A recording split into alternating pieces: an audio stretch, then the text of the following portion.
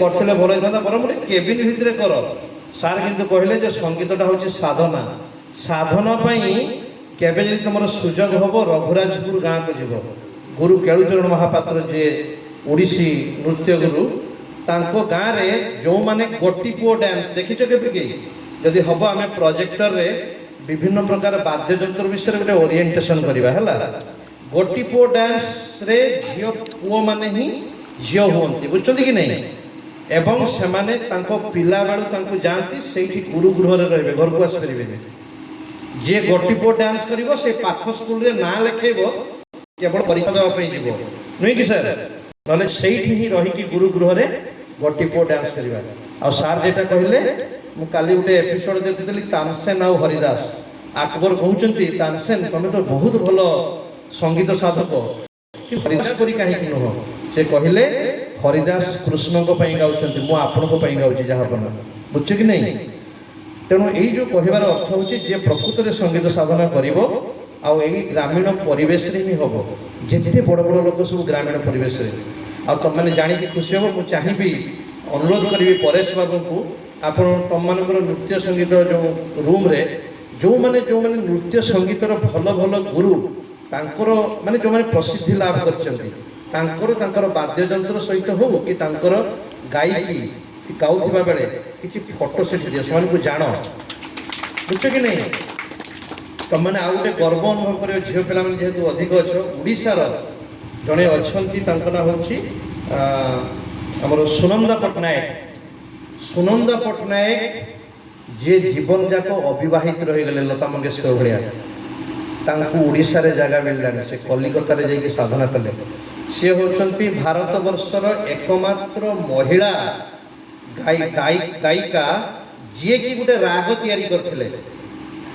ଆଉ କୌଣସି ମହିଳା କେହି ରାଗ କରିନାହାନ୍ତି। ବିଭିନ୍ନ ପ୍ରକାର ରାଗ ଘରାନା ତମେ ଜାଣିବ, କେବଳ ଜଣେ ମାତ୍ର ଆମ ଓଡ଼ିଶାର କେବଳ ସୁନନ୍ଦା ପଟ୍ଟନାୟକ। ଓଡ଼ିଶା ସରକାର ଜାଗା ବି ଦେଇପାରିଲେନି ଏବଂ ସେ ଚାଲିଗଲେ ବୋଧେ 80ରୁ ଅଧିକ ହେଇଯିବ। ତେଣୁ ଏଇଟା ବଢ଼ିଆ ଜାଗା, ଏଠି ଗୋଟେ ସୁବିଧା ହେଉଛି, ପରେ ସବୁ ଛାତ ପରେ ଛାତ ଘର ବନେଇ ଚାଲିଛନ୍ତି। ତମମାନେ ଯେଉଁମାନେ କିଛି ଦିନ ସାଧନା କରିବେ, ଯେ ଗୋଟେ ବାହାରକୁ କାର୍ଯ୍ୟକ୍ରମ ପାଇଁ ଯିବା, ହଷ୍ଟେଲ ଭଳିଆ ରହିପାରିବ ନା ନାହିଁ? ଏସବୁ କରିବା ଦ୍ୱାରା ତମର କଳାଟା ଆହୁରି ଏଠି ନହେଲେ ଆଉ ପାଖ ଘରେ ରହିପାରିବ। ଏଇ ଯେଉଁ ଗୋଟେ ଗ୍ରାମୀଣ ପରିବେଶ, ତମମାନେ ସବୁବେଳେ ଏହାକୁ ନେଇକି ଗର୍ବ କର।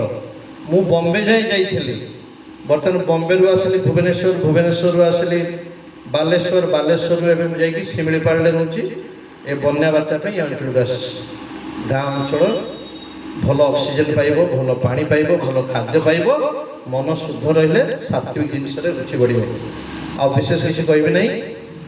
ମୁଁ ଆଜି ଯେହେତୁ କଳାତ୍ମକ ହୁଏ, ମୁଁ ଅନୁରୋଧ କରିବି ଆମର ଯେଉଁ ଜ୍ୱାଇଁ ପୁଅ ଆସୁଛନ୍ତି, ତାଙ୍କର ଗୀତ ବହୁତ ହିଟ୍, ମୁଁ ସବୁବେଳେ ତାଙ୍କୁ ସବସ୍କ୍ରାଇବ୍ କରେ।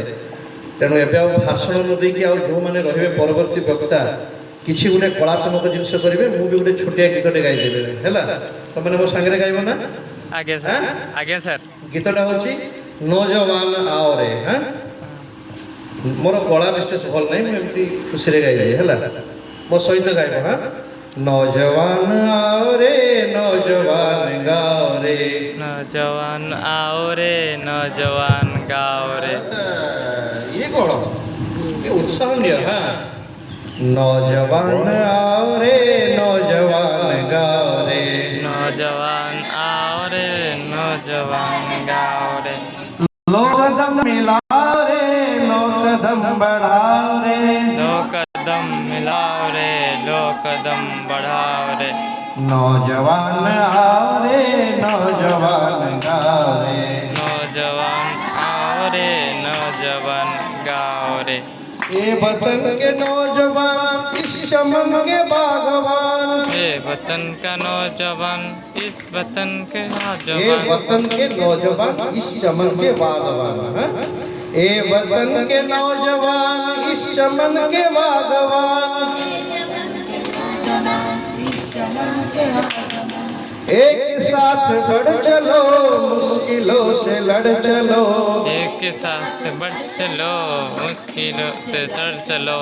इस महान देश को नया बनाओ रे, देश का रे।